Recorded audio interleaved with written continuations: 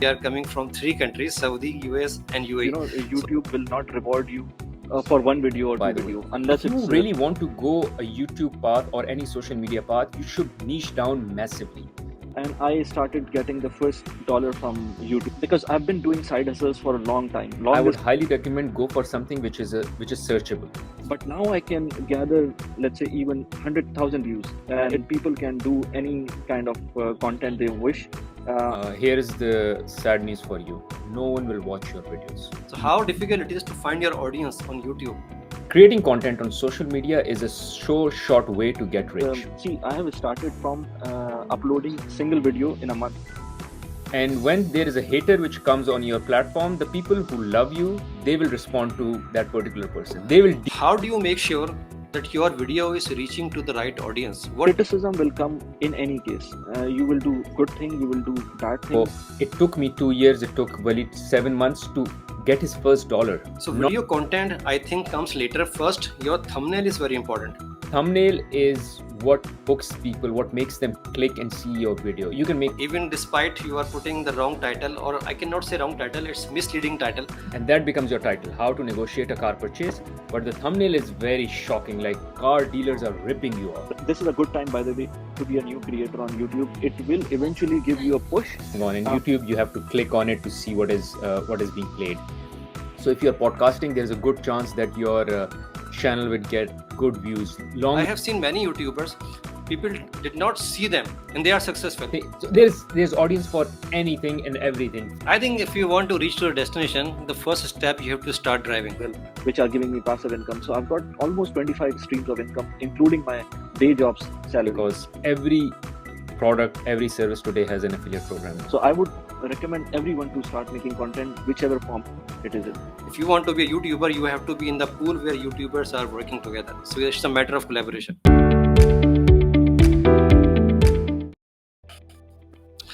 Thank you so much, Bahroz, Wali, for this session. I'm very pleased to have you in my show. I think we have multiple sessions before this in our podcast as well. I have done different podcasts from both of you. And Bahroz, let me introduce something. Bahroz is a finance professional. Like we are in this profession since many years. He used to be in PNG in UAE. Currently, he is joining us from US, and he is working as a head of finance in a Lego company. And Wali is a telecom engineer working in UAE. So we are coming from 3 countries, Saudi, US and UAE. So we finally found that slot where we are meeting together. And thank you so much, both of you. And by the way, we are not talking about your profession today. We are not talking about your profession in telecommunication. We are talking about your passion, actually, that built your different perspective and different personal brand.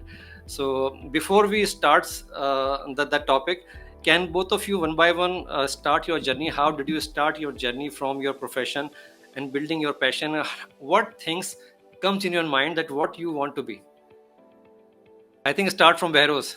Yes. Yeah, I can jump into it. So welcome everyone, and thanks for joining in.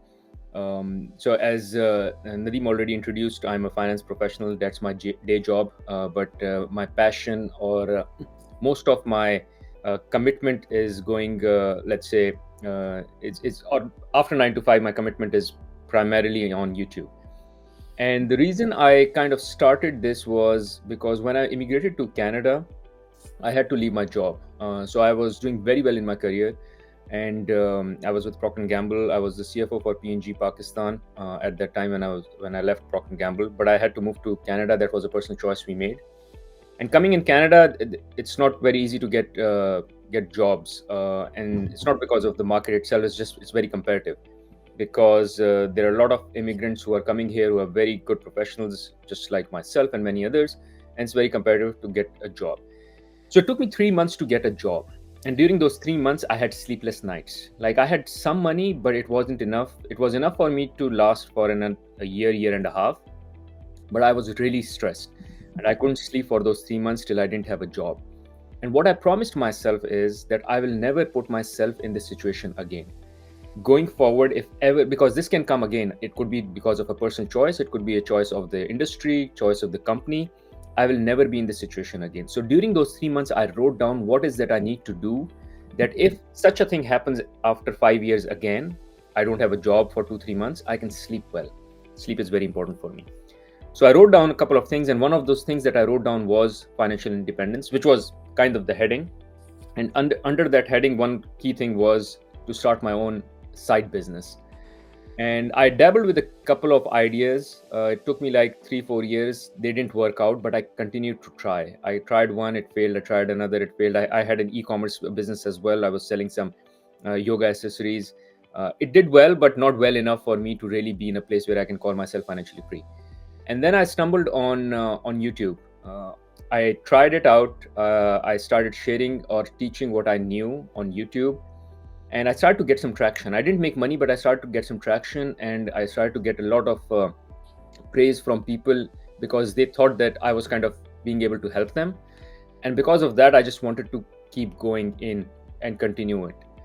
And it took me like 1.5 years for it to monetize. And after that, there was no going back. Once I started seeing the dollars coming in, I was like, this is the thing that I want to do. I'm enjoying it. It's paying me as well. And it's something that I can improve into as well. Like, I'm not the best YouTuber, but I think I can improve into it.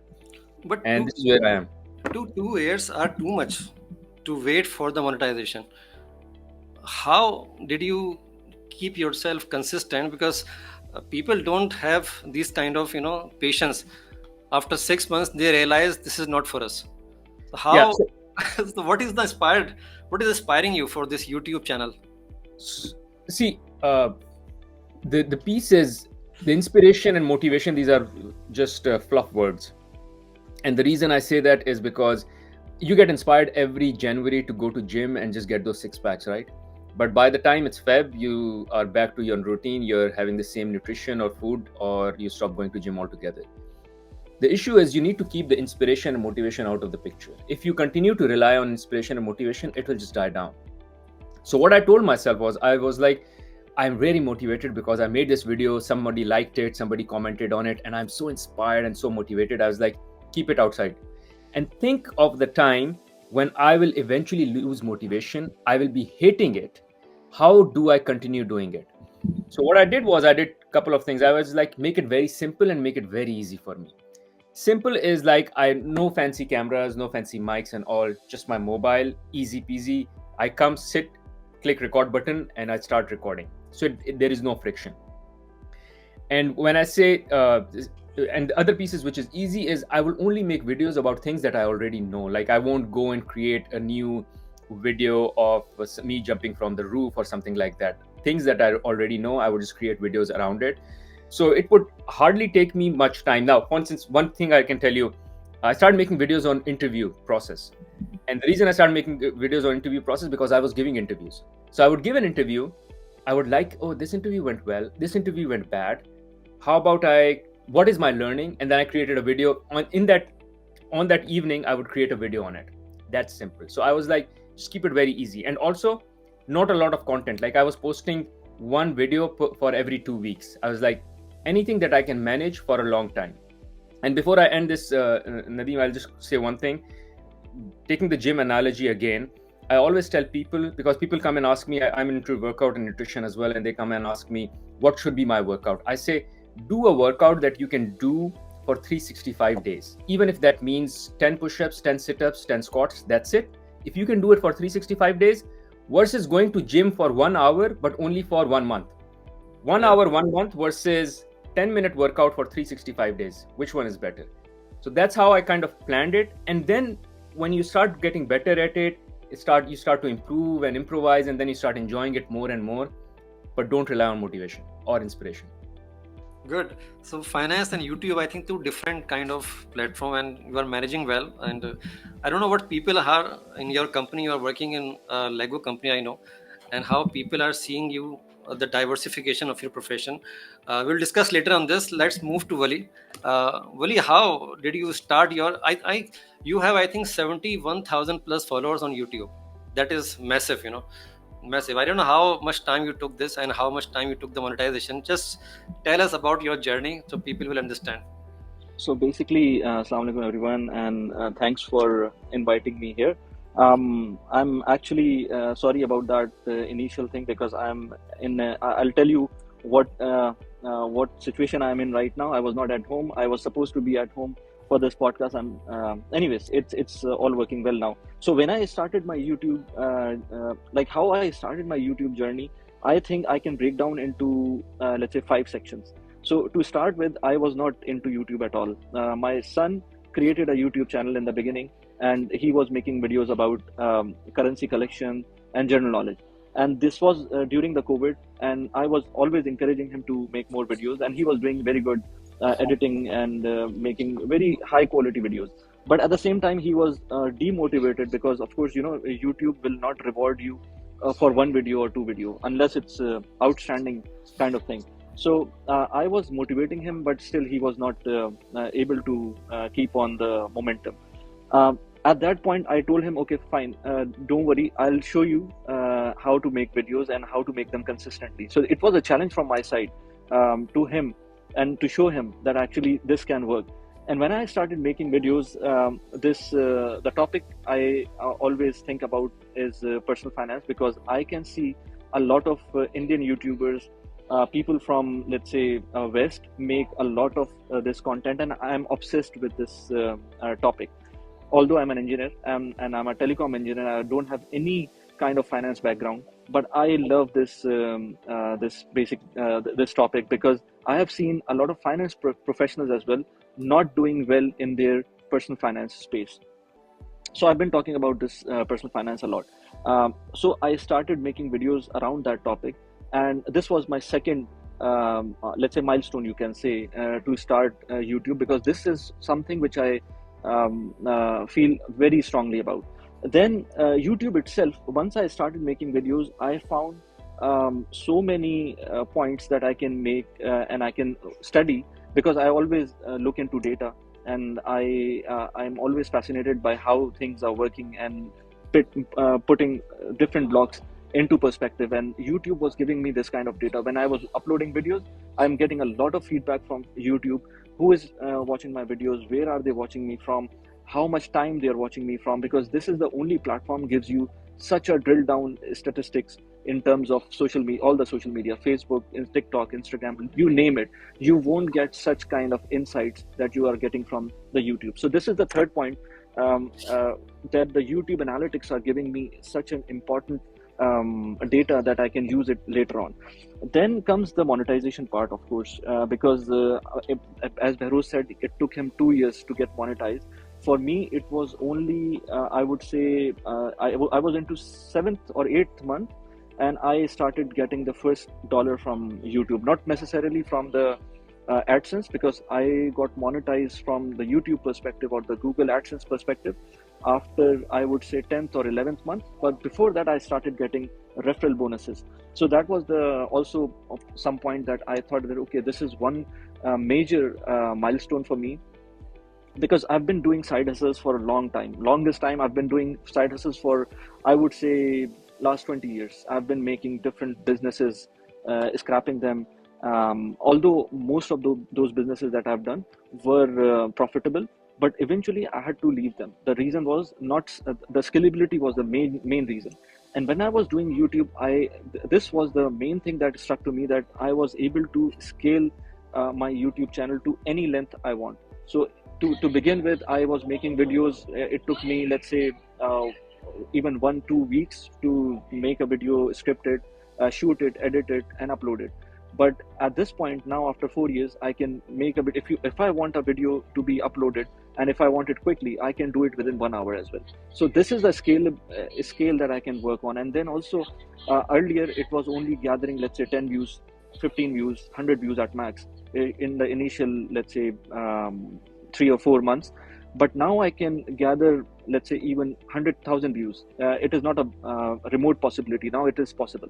So these are the points. And the final point of this 5-point agenda is that down the line, let's say after 1.5 years, I can find that people whom I would never have approached in other scenarios, like I was doing my job, I would not be able to, let's say, encounter people from a different perspective. Or let's say if I want to approach someone, they would not know me. But while doing this YouTube, most of people that I'm approaching with, either through LinkedIn or let's say through emails, they would know me, or even if they don't not know me, they would connect with me easily, which is not possible otherwise. So these were the 5 points over the first 1 year that compelled me to keep on making content.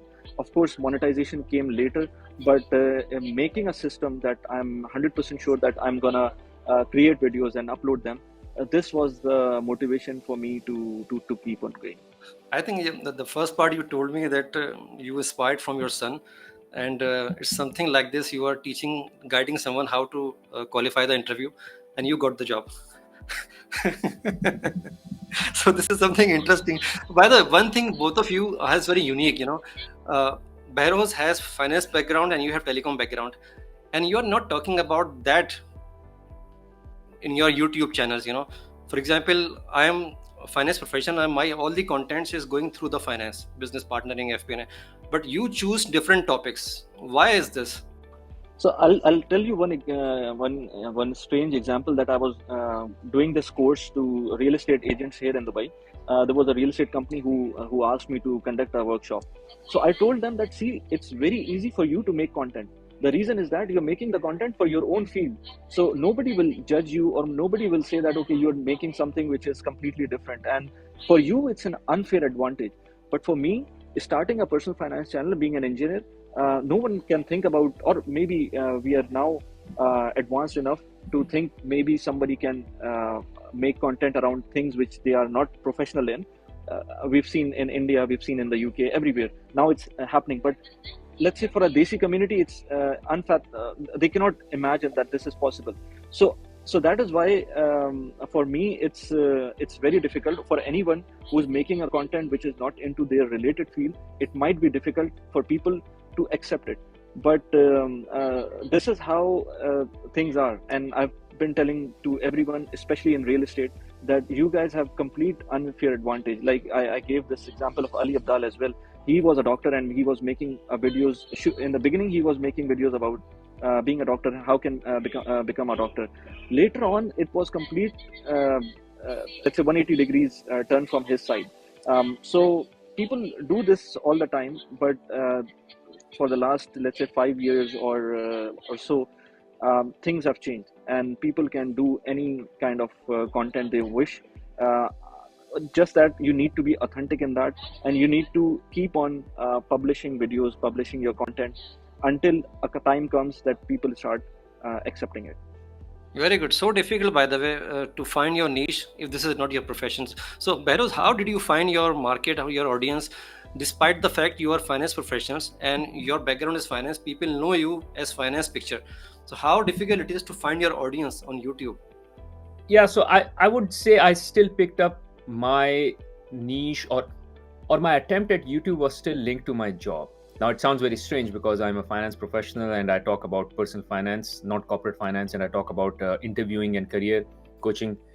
But what I realized is over a period of like 15 years in my career, I realized what I enjoy the most is teaching and coaching. So developing people, developing finance professionals, managing people, coaching and teaching. So that was kind of where I picked up that what my passion is, what I really enjoy. It wasn't making Excel files, it wasn't making the corporate statements. I can do it, like I know it, but what I really enjoy is teaching. And YouTube gave me that forum, which is where I can teach things that I learned. And this is what I do. A lot of things that I teach, it's not like I've known them forever. I learn about them, I read about them, I think it's a great idea, I explore more on it. I talk to people like Wali, get their opinion, build on it, and then I just create something out of it, which is my perspective, which makes it more authentic, as Wali is also talking about, versus just trying to copy someone altogether. So for me, the niche is more what I learn, I share, which is not a great idea, by the way. If you really want to go a YouTube path or any social media path, you should niche down massively. Like you should pick one niche, one small niche, and you should just go explode in it. I just can't do that because I'm learning something different every other day. So I've tried to keep my YouTube channel a bit expanded as well. And that's why I say I'm a career and a personal finance coach. But I also talk about productivity. So if there is a productivity hack that I'm learning just to make my life easier, I would love to share that as well. If there is a interview process that I'm going through, I learned something great about interview, I share that. I do coaching. There is someone who comes and I do a coaching exercise with someone. I tell them something great. They really like it. I didn't realize it was so amazing for them. I'll make a content around that. But this is not a great idea. This is just, it works for me. And as I said, if I do this, I can do it for 365 days because I will learn something new every day and I can create content on it.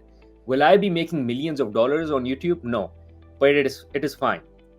It's just that I just need to churn out more content for each of those sub niches on my channel, so that there is certain audience who is for personal finance, there's certain audience for career coaching, and at some point in time I can also mix and match them. But yeah, just wanted to say, like, for me it came from the love for teaching, which I realized when I was working in my 9 to 5, and then I was like, how can I expand on it more? And YouTube gave me that forum, and on YouTube I just share what I learned. Good. One step I just want to move on, because when you, for example, create your video, you flash on YouTube, how do you make sure that your video is reaching to the right audience? What is the magic behind this? So in my opinion, it depends on which stage of your YouTube journey you are in. If you are a new YouTuber, I would highly recommend go for something which is searchable. So how I spend my mornings is not searchable. How I move to US is not searchable. What is searchable is how to move to US, or how to get a green card. People are searching for that. How to immigrate to Canada, people are searching for that. But or how to fix my bike, how to fix my garage door. So think of things that people are searching for. So for instance, initially I was making video how to get a job. No one is really searching for how to get a job. People are searching for things which are very specific. How to get a job in Canada in finance, or even more specific. So it took me, and that's why it took me longer for me to monetize, because I was, as I said, I was just creating videos which I thought would work for me. I thought it was a good idea, not thinking that it would be a good content for people who are searching for it. And it is only when I started making videos on how to get a job in Procter & Gamble, that's when those videos started to pick up, because that's a very searchable topic. People are searching for it. Similarly, how to open a bank account in Canada. That's a topic that people would be searching for, versus saying how to save money. No one goes and search for a topic like how to save money. They may, but it's not very specific. Like it's a very generic topic. Make it more and more specific, and then you will become more searchable. That's my tip for someone who's starting early. So, Wali, what is the magic behind of how many videos? I know you are releasing 4 to 5 videos in a week, which is not an easy task to make it, edit it, and just publish it, then market it. We discussed before that you don't have any team behind this. You are doing everything by yourself, editing and everything.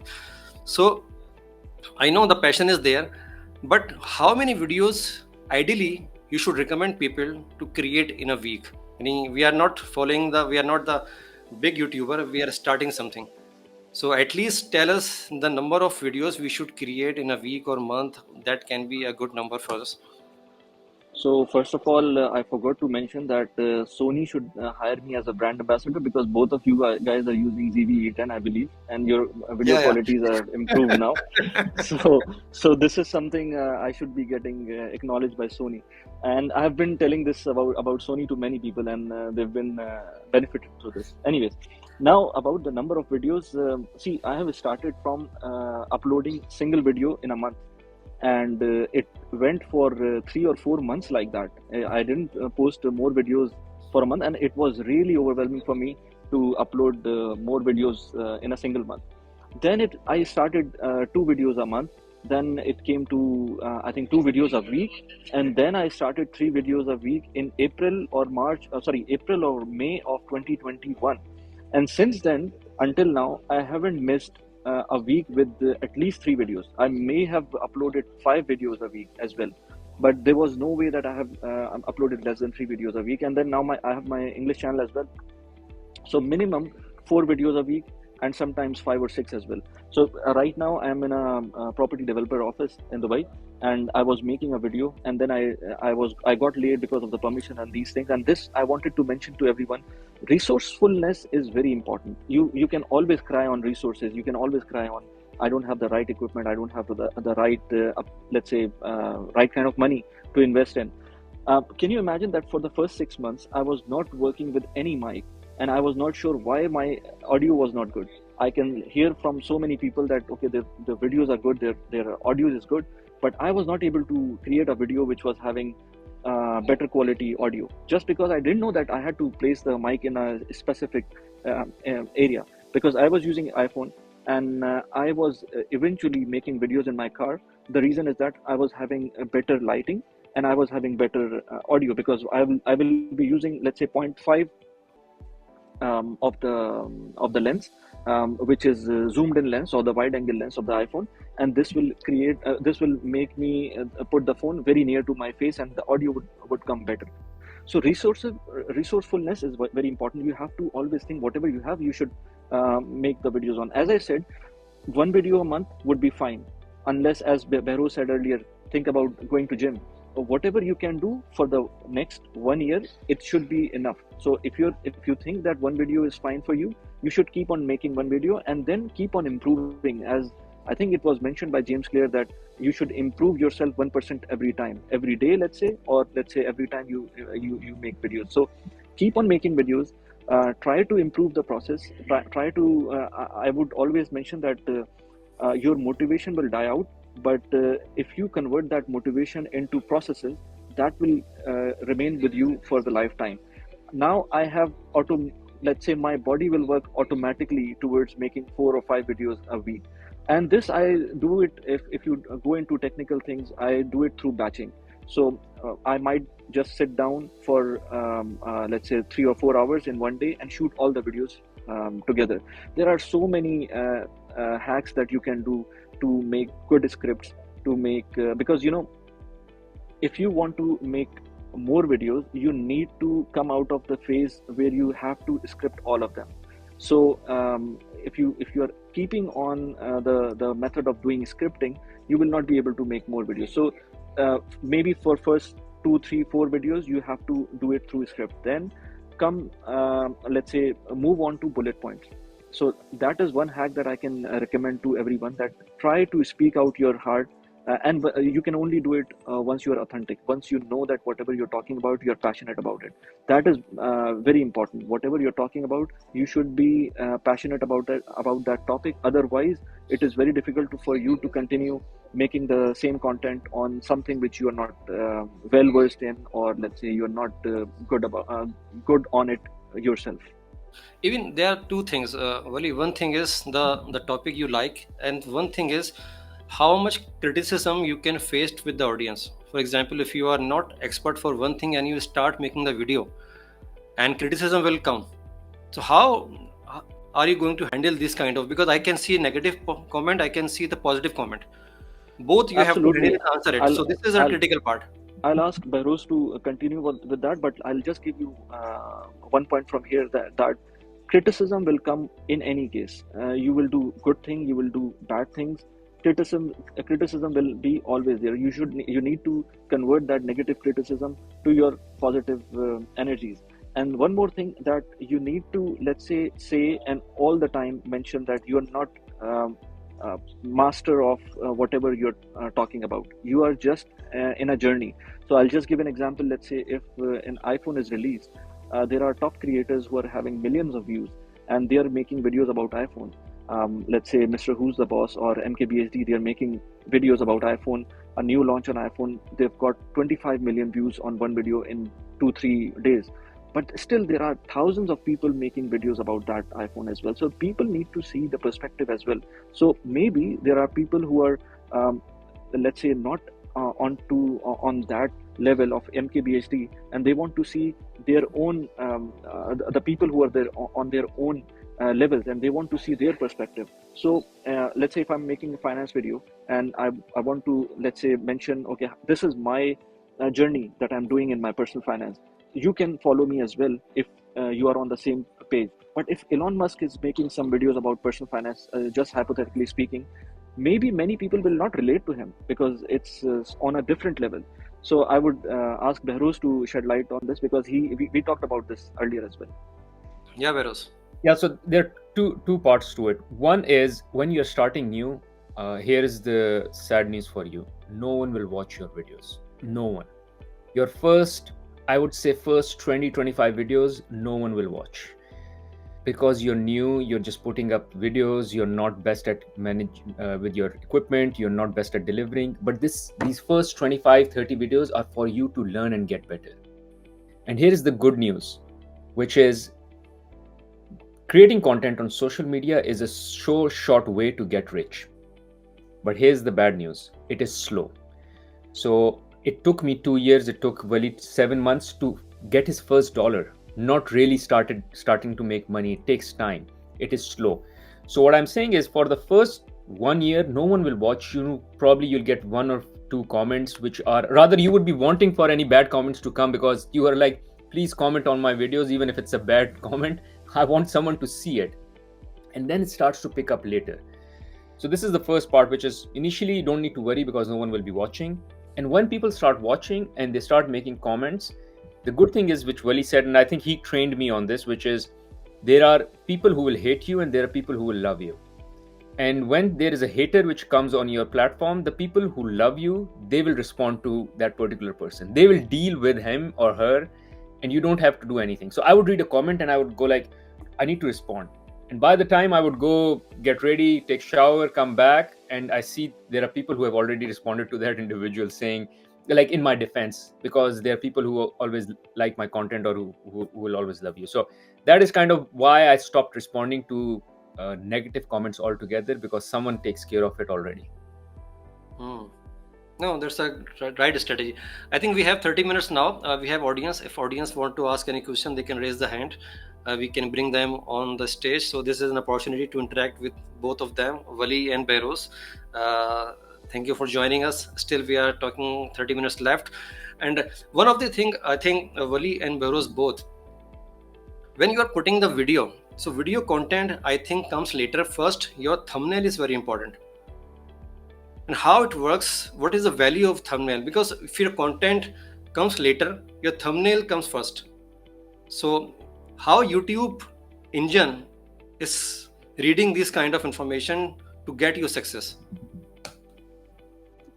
Yeah, I can start, Wali, and then maybe you can jump in as well, which is this is something I learned later, and I think it's a tip which everyone gives, but it takes longer for the new YouTubers to learn, which is always start with the thumbnail, which is what is the message that you want people, and why so before I say the message, the reason thumbnail is important is because thumbnail is what hooks people, what makes them click and see your video. You can make multiple videos, but if no one is clicking, no one is watching, right? So you need to attract them, you need to bring them in, say this is the video you want to watch.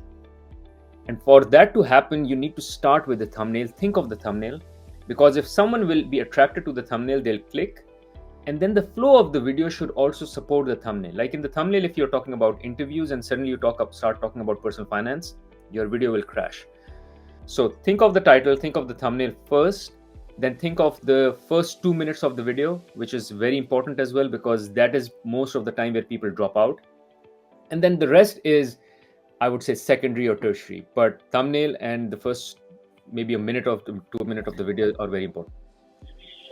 100%. Yeah, 100%. This is the thing. Actually, we were not following. Actually, I was not following it for the first 2 years. I just think about. I think Wali is breaking.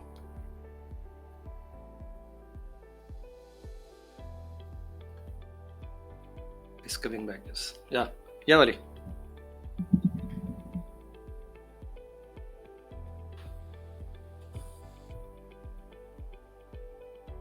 I think we have a network issue with Wali.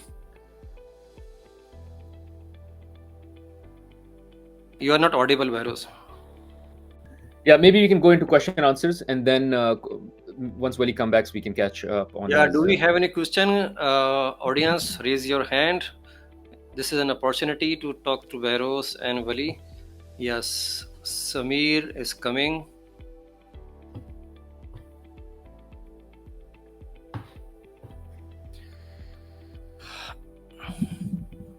Yeah, Samir, you can open your camera.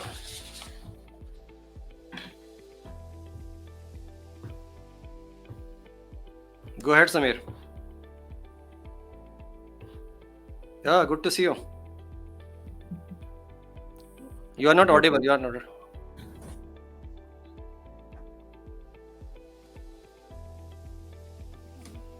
You are not audible.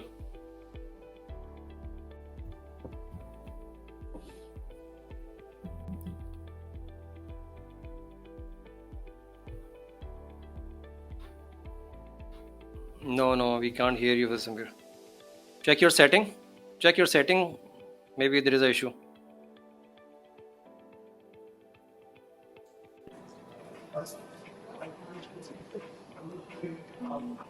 Yeah, speak now. Yeah, I'm okay now. Now you are audible. Very good. Yeah, mic was different one. The one the point which Bahroz has said, I believe so. The one where trying to convey the message is the messages get conveyed and the the CTR rate increases same as with the thumbnail as well as the title. And I've seen that the title sometimes is like I've done it myself. The titles are I've just uploaded a video and then I have to change the title, and then again it picked up. Then I experimented with the thumbnail. After uploading I changed the thumbnail again. Then some changes can happen. So this kind of experimentation has been done. But I'm just learning myself. So when you are saying that what you are conveying the message and what is the content, there should be a connection between these two. So how correlate between a thumbnail and a title, or which one hooks better? This is my question. Okay, Yeah, so Wali. so I'm sorry. Actually, I will take Sameer's thing, but before that, I just wanted to mention that all other social media platforms, they are giving you the recommendation based on your choice, or let's say even from their side. So talk about Instagram, TikTok, let's say even Facebook, even Twitter, or even I would say any other platform. It will give you recommendation based on whatever they think that it would be good for you, and the video will appear on your feed. YouTube is one different platform that is not working on the same way. They basically give you the option to click on the video, and that's why thumbnail and title is very important, and so much so that now YouTube has its own system of recommending different thumbnails for a single video. So now recently they have implemented that you can upload 3 different thumbnails for single video and see which one is working better for you over the period of time. So I have seen myself some of the videos are doing well with one thumbnail and not doing well with the other thumbnail, while I was thinking that the thumbnail which was better, from my perspective, it was not actually doing well in terms of what YouTube is thinking. So that is one thing. And title and thumbnail, one thing I want to add from Sameer's point, and then Behrouz can take over. So one thing I've seen is not to repeat something which is already mentioned in the title, in the thumbnail. So you've got real estate, which is title as well as thumbnail. So if you are, let's say, doing something how to make cake in the title, just assuming that could be a title of some video, how to make chocolate cake, then nothing should be there on the thumbnail from the title itself, because then you are already showing the title already to your audience. Something contrasting should be there on the thumbnail so that you don't waste the real estate that is available for the thumbnail. So sometimes I've seen people mentioning the exact same title on the thumbnail, which whatever the case is, which is complete waste of the resources. So yeah, Behrouz can further shed on this. This is an amazing point which Wali made. I'll just add to it, which is when it comes to thumbnail, make it more polarizing, shocking, and more catchy. For instance, if car dealers are ripping you off, this would be the thumbnail. But the video is about how to negotiate a car purchase, and that becomes your title: how to negotiate a car purchase. But the thumbnail is very shocking, like car dealers are ripping you off. so you feel like clicking on it. But then with the title, you know actually what the video will eventually talk about. So the title doesn't have to exactly talk about what is in the video. Sorry, the thumbnail doesn't exactly have to talk about what is in the video. It just has to talk about something that has been referred in the video, and it's more shocking, polarizing. That's something that I've seen working a lot. But how this work as a ethics? Sometimes ethics doesn't allow to do that. How do you people are managing the ethically if you are doing everything to watch your video, even despite you are putting the wrong title, or I cannot say wrong title, it's misleading title, and inside something different. So how ethically this is good or bad in your point of view, if this So is relating to the video? you don't give the complete story in any case in thumbnail, right? So market is about to crash. This is the thumbnail. But I don't want to instill negative news. It's just that people will click on negative news. People don't want to hear positive news. They don't get attracted to positive news. So once they click on it, then I say market is about to crash, but not today. Maybe eventually, I don't know when. It will crash at some point in time, but I don't know when. So always prepare for it. Always prepare for a crash that is coming. So I didn't tell them when the market is crashing, because I know that market will correct in 1 year, 2 year, 5 year, 10 years. It will correct, but I don't know when. But in my thumbnail, I say market is crashing. And when I start talking about it, I say, I don't know when, but it will crash at some point in time, and this is how you prepare for it. So ethics point is more, when I create the content, I'm not cheating. I just want them to be lured into my content, so they learn from me what I want to teach them. And what I'm teaching them is, in my opinion, not unethical, not wrong, rather it is good. This is how I made my money. For instance, if it's about personal finance, this is how I clear my interviews, and I'm teaching you all that. But if I just put a thumbnail which is like market will continue to rise, trust me, no one will click on it. People are not interested. I was reading somewhere, finance influencers make more money or do well in downtime versus in good times. When the market is down, like during the inflationary period, year back almost, when the market was going down, I'm sure that's when Wali was seeing most of his growth coming as well. But when the market starts to rise, you see less growth. Good. Wali, do you want to add something here? No, this is it actually, because I have seen contrasting thumbnails working well, but at the same time, the content should be relatable as well. I mean, I've seen many people clicking on the videos which has negative. I've tried, by the way, something which is completely different. Like I just remembered that one video I mentioned, taxes are coming to the GCC countries, and actually that was the news from Oman that personal income tax is going to be levied from 2025, January 2025. People clicked on that video like anything. That was the highest CTR video I ever have seen in my lifetime. But at the same time, that video didn't do well in next 2 days. It was doing well for the first day, but people didn't like that. People didn't like, although the news was correct, but still people didn't like that. But at the same time, I've made sensational thumbnails, and still the videos were doing very well for the next 1 year, 2 years, 3 years even. So this is all about how you deliver your message in the video, be it sensational or not. So this is one thing. And then the second thing about the search, if you're doing new, if you're going into YouTube new, then for sure you need to have searchable content. This was we have a YouTube support group as well, and we were discussing about the same thing, that for a new channel it has to be searchable. And there is another thing I want to point out here, that for a new channel nowadays YouTube is pushing more than a established channel. So I've got an English channel as well as an Urdu channel. For the English channel, I've got only 3,000 subscribers. I've got Urdu channel with 75,000 subscribers. For 75,000 subscribers channel, I hardly see any YouTube going viral.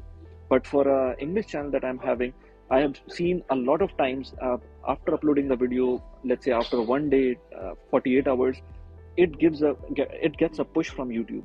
So this is what YouTube, I have seen that YouTube is pushing for new creators. It is giving more chances to the new creator to be visible to a wider audience. So this is a good time, by the way, to be a new creator on YouTube. It will eventually give you a push, but because you are a new creator, YouTube will not know whom to show this video to. If you are lucky enough, you will be shown to a correct audience, but if you're not, then of course you will be shown to a different audience which will not be converted into your subscribers.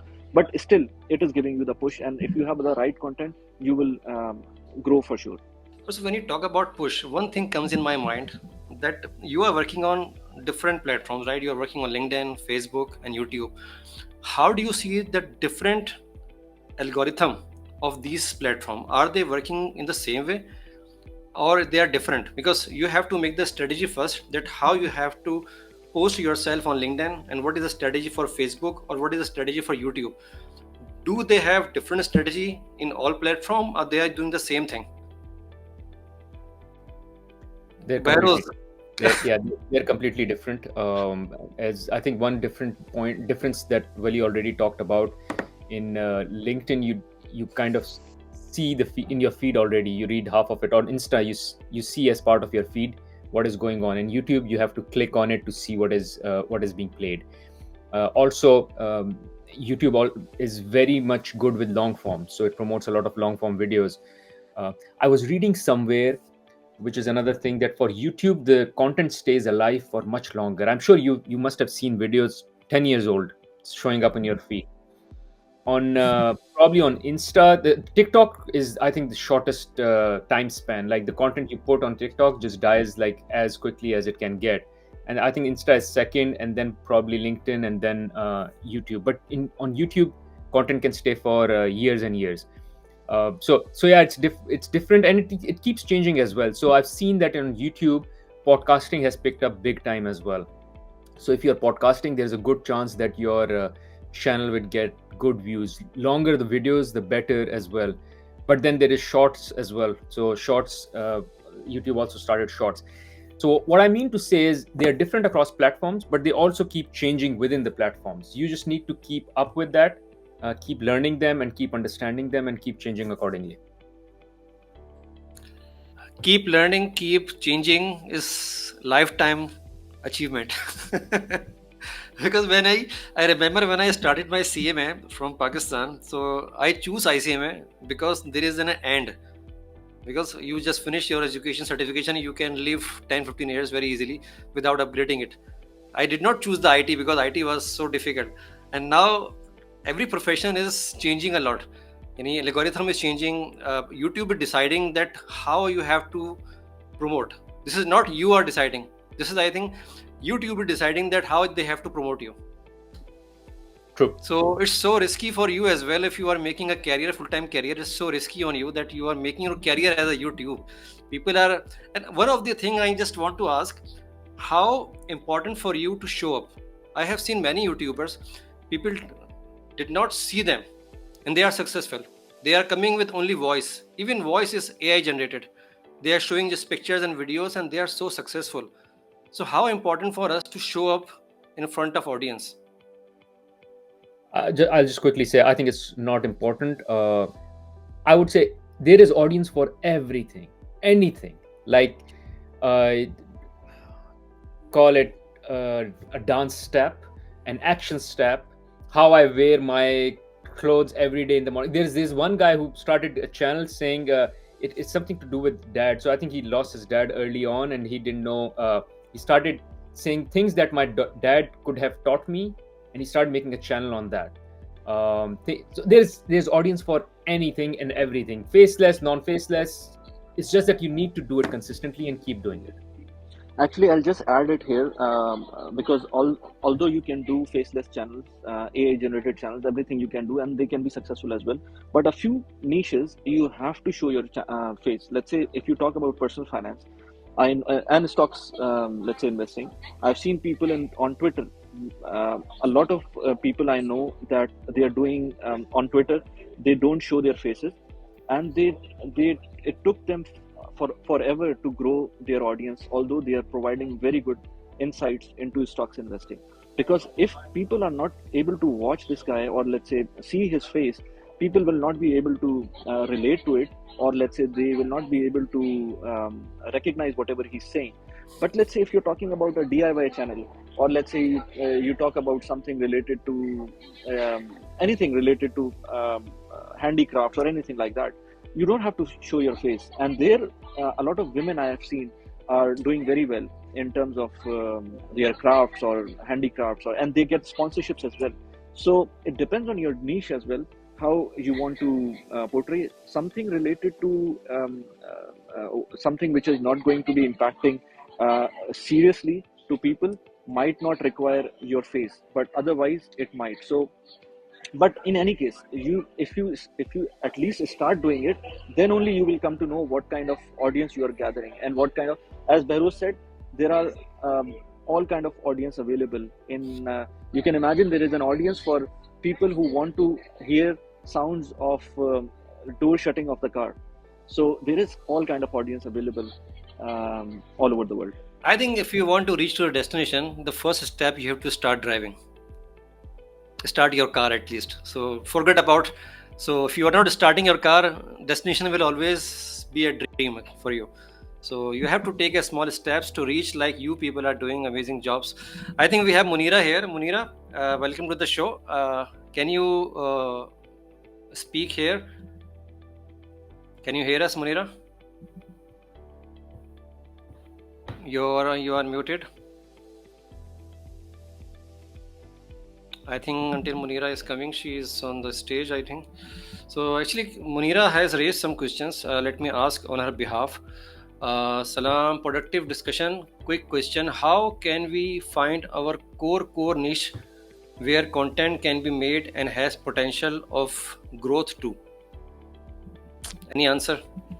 So I'll just quickly give the answer to the part where it mentions that how to find the niche.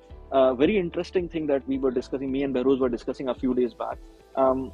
There is a very good, and I've practiced this by the way, there is a very good tool that Google provides. YouTube also provides that. If you go into incognito mode, basically incognito mode is something which is where Google doesn't know that which account you are signed in from. So if you go into incognito mode and find out how to, just write down how to on either Google or YouTube. If you write down how to, it will give you a lot of suggestions that people are searching. And there is a very, like, this is interesting for me at that time, 4 years back, when I was searching through this method. I found how to delete an Instagram account is the top search of Google for some reason.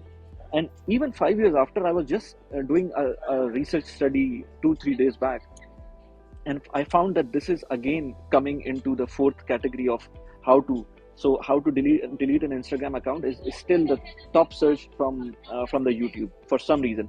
So if you want to find out, let's say how to build a business, or how to build a business around baking, so search in incognito mode how to build a business around baking, something like that, or change the keywords, and you will try to, you will find out that how Google or how YouTube is being searched upon from these search keywords. So if you start doing a research on this pattern, you will find out what people are searching for, and what are the from those searches, what are your chances of making videos around, because then you will understand that, okay, this is something which I am also interested in making videos of, and people are also searching. So this is one thing that you can do. And then Google Trends is something also which you can develop on, because this is, I've seen giving very good ideas about what people are searching for and what kind of keywords are doing well in the current stage. Just to build on that, these are great points. One amazing tip that I can give you is think of the last time, and this is coming from the area of your expertise versus what will work, because I think it's also important for you to be an expert in that area and that niche. So think of the last time when someone gave you a call and said, "Hey Behrouz, I'm buying this car or anything, and I need your help with. I'm doing this. Can you tell me about it? Can you educate me about it?" So it could be an example of someone is buying a car. They call me, say, "Behrouz, I'm buying a car. Can you tell me which model should I go for? It's model X or Y?" That means that there is someone in this world who has this question, which car to buy, and they think that you know the answer. That is your niche. So if there is a demand for it and they think that you know the answer, just start creating content on that. Great. I think time is going fast. We have finished almost 1 hour, and discussion is interesting. I think I should write a last question from both of you that will help me as well, that I also want to learn, because there is a YouTube income and you can add some more income by your channel.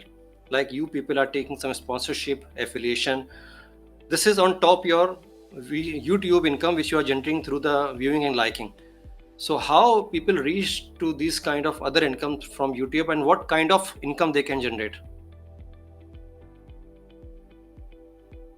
It's a secret. You both are silent. No. I thought that Behrouz will start with that. So, anyways, I'll start speaking. So, I even don't have it written down in front of me because I mentioned in one of the articles that were published here in the local newspaper, and I mentioned I've got 25 streams of income, and people started to just explode the internet. How come is this possible? Then I actually wanted to mention there are so many affiliates that I'm working with, so many sponsors that I'm working with. It's YouTube itself, and then my investings as well, which are giving me passive income. So I've got almost 25 streams of income, including my day job's salary. So how many types of income that come through YouTube? I would say sponsorships. I would say affiliate income. Affiliate can come into different flavors. You can have Amazon affiliates. You can have regular affiliates that you're talking about, the companies that you're talking about. As I said, Sony should have sponsored me because of my recommendations to you guys. And then there are referrals as well. There are podcast affiliates as well, because there are sometimes people giving you incentives to come on your own podcast. So there are so many things that you can do, and within one specific niche. So let's talk about referrals.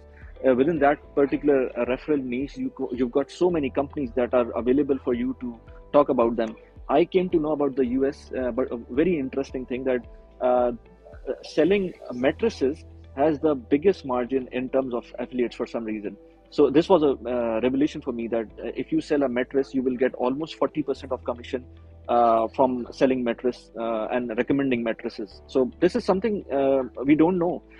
Even in Amazon, sometimes some products can give you 15% of affiliate commission. Sometimes some products will give you 2% of affiliate commission. So it varies across the board. You will only come to know when you start making content and you start testing different affiliates. Some educational field, or let's say educational platforms, can give you up to 40% of commission. So Behrouz can also talk about that, because he's been now into these affiliate things, and his major chunk is coming from affiliate now in terms of income streams. Yeah, so for me, a big one is affiliate, and I recommend that one as well when you're starting new, because it's easy. What you need to do is you need to think of things that you make use of yourself. So for instance, if it's a personal finance channel, think of what services or what products you use for personal finance. So for instance, I have a broker, which I use for investing. Okay. And then check, does that broker have a program, call it invite a friend, call a friend, refer a friend. That is your affiliate program. Just take that and put that promo code saying, if you want to understand, you talk about broker, you talk about the investing, and say, if you want to use the broker that I'm using, here's the link below. And when you refer a friend, they give you like $50 every time you refer a friend. That's how you can start, because people go like, oh, where do I look for the affiliate and all? Just look for the services and the products you're using and start promoting them, because every product, every service today has an affiliate program now. Yeah, I recently launched my business partnering program, and I'm thinking about how I can increase the sales. So I think affiliates program can add a lot of value to this program, to the market, because I cannot reach everyone, but people can reach on my behalf, and they can become my salesperson to sell on my behalf on some kind of promo code. This is, I think, affiliate program which you are telling us. Yes, but the only caveat is that while this affiliate works very well for me, let's say, but I have to be associated with some of the affiliate programs which I can talk about in every video or every second video, because the YouTube, I have got the audience is very small. I would say 10,000 views, 20,000 views will not convert into a lot of affiliates. So I have to talk about it multiple times, and I have to talk about it authentically as well. So if I'm talking about it, like whatever platforms I'm working with, or let's say I'm talking about, they are with me for the last 3 or 4 years even. I've been investing with them, I've been talking about them, I've been using them for the last 3 or 4 years. So this builds up authenticity. So if you have to grow your, let's say, platforms through affiliate, it has to be very long term. It cannot be one video or two videos. Maybe you can And that is the reason, by the way, compared to YouTube, other platforms, let's say Instagram, TikTok, will take a lot more views than YouTube while you convert to your affiliates. Just to give you a short example, one of the real estate agent I was talking to here, and he was telling me his one of the reels on Instagram got viral and it gathered around 1 million views. From that 1 million views, he almost got 3 or 4 leads, just 3 or 4 leads through that 1 million views of Instagram. And he's got a YouTube channel which was in total had 4,000 views at that time. Means almost 6 or 7 videos he has uploaded, and he's got 4,000 views in total, and he's got 15 leads from those 4,000 views. So it's very important how your audience is watching you, where are exactly their interests are, and how engaged they are. So affiliates are good, but then you have to also think about in long term, because you cannot make money through 1 or 2 videos through affiliates. It has to be a long term commitment, and it's very difficult for you to talk about one affiliate in 1 minute video and then talk about the second affiliate in the other video, and then go and so on and so forth. It's a lot of work talking about affiliates as well. Yeah, I can realize to talk about other products, it's not easy in the same language they wanted to hear. Actually, if you cannot talk the right way they are looking for, that can be a failure for them as well. So thank you so much. I think we are done. 1 hour time is done, and it's a really informative discussion. And I think people whoever join and whoever will watch the recording, they will get a lot of benefit in sense. Any last point, any last comment, Bahroz and Wali, before we wrap up? Again, Nadeem, thank you for inviting. This is the beauty of social media or creating content on social media, which Wali said as well. You connect with so many different people and you learn so many different things from them. I connected with Wali. We are not friends from college. We are not friends from work, but we became friends through creating content. Same with you as well. We are three sitting together, but we just met few months ago. Exactly. And we start to share a lot of similarities as well, a lot of ideas, a lot of thoughts. So this is one thing I love about social media. I've expanded my circle, because for the time I was in my job, I was with the same type of people, with the same group for like 15-18 years in my career. And certainly because of social media, I've expanded that group, learned so much, get so many different ideas. So again, thank you for inviting, and thank you both Wali and Nadeem for being the support group. Pleasure is mine. Yeah, Wali. Same from my side. Actually, Bahroz, whatever he said, it's actually the same thing. I just wanted to mention that creating content will make you new contacts and will expand your horizon. I won't relate to whatever I was doing 3-4 years back. It has completely changed my world and the way things I look at things. So start making content, whatever form it is, either it's on Twitter or LinkedIn, because you have to start somewhere. I know it's difficult making videos, but you can make text form content on LinkedIn, and it's working very well. So I would recommend everyone to start making content, whichever form it is in. I think in last, the best thing you have to do, you have whatever you want to be, whether this is a YouTuber or someone else, you have to go into the same pool where people are sitting there as you want to be. So that is your fasten your journey. So if you are going left and somebody is sitting right, it will not work. If you want to be a YouTuber, you have to be in the pool where YouTubers are working together. So it's a matter of collaboration. 100%. Thank you so much again, and have a nice rest of the weekend. Our weekend is finished now. Tomorrow is Sunday. So thanks again. I'm stopping this video. So keep in touch. Thank you very much.